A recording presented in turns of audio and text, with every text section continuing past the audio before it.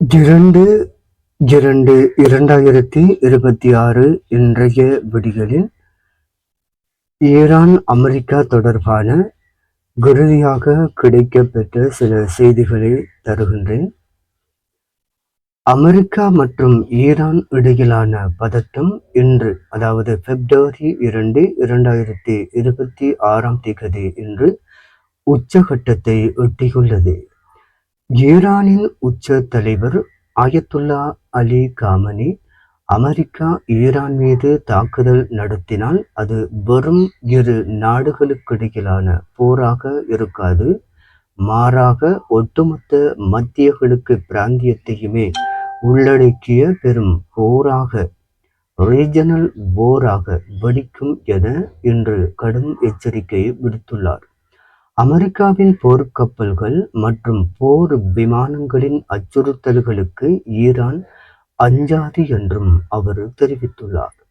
காமனியின் எச்சரிக்கைக்கு பதிலளித்த அமெரிக்க அதிபர் Donald Trump, Iran பேச்சுவார்த்தைக்கு உடன்படும் என்று நம்புகிறேன். ஒருவேளை அவர்கள் உடன்படவில்லை என்றால் காமெனி சொன்னது பிராந்திய போர் சரியாக இருக்குமா என்பதை நாம் பார்க்க வேண்டியிருக்கும் என்று சவாலாக பதிலளித்துள்ளார்.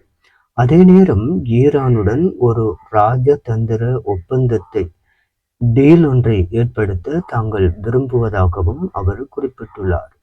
ஈரான் மீது தாக்குதல் நடத்த தயாராக இருக்கும் வகையில் அமெரிக்காவின் USS அப்ரஹாம் லின்கோலின் உள்ளிட்ட மாபெரும் போர்க்கப்பல்கள் மற்றும் போர் விமானங்கள் அடங்கிய ஆர்மடா படை மத்திய கிழக்கு பிராந்தியத்தை நோக்கி நகர்ந்து வருகின்றன. ஈரானின் அணு சக்தி நிலையங்களை சுற்றியுள்ள பகுதிகளில் போர் விமானங்கள் குவிக்கப்பட்டுள்ளதாக தகவல்கள் தெரிவிக்கின்றன. உலகின் மிக முக்கியமான எண்ணெய் வழித்தடமான ஹார்முஸ் நீர்ச்சந்தையில் ஈரான் தனது 2 நாள் போர் ஒத்திகையை இன்று, அதாவது February 2 இன்று நடத்தி வருகிறது.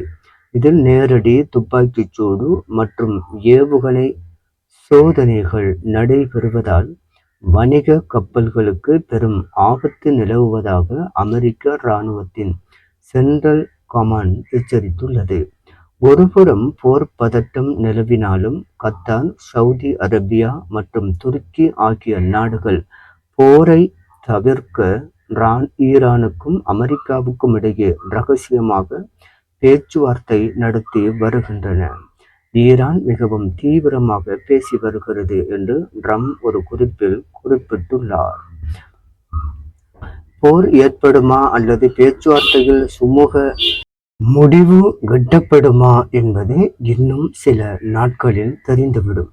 ஈரான் மீது விதிக்கப்படவுள்ள புதிய பொருளாதார தடைகள் அல்லது கச்சா எண்ணெய் விலை மாற்றம் குறித்த விவரங்கள் எமது அடுத்த செய்தியில் எதிர்பாருங்கள். உங்களுக்கு எமது தொடர்ச்சியான செய்திகளை தருவதற்கு காத்திருக்கின்றோம்.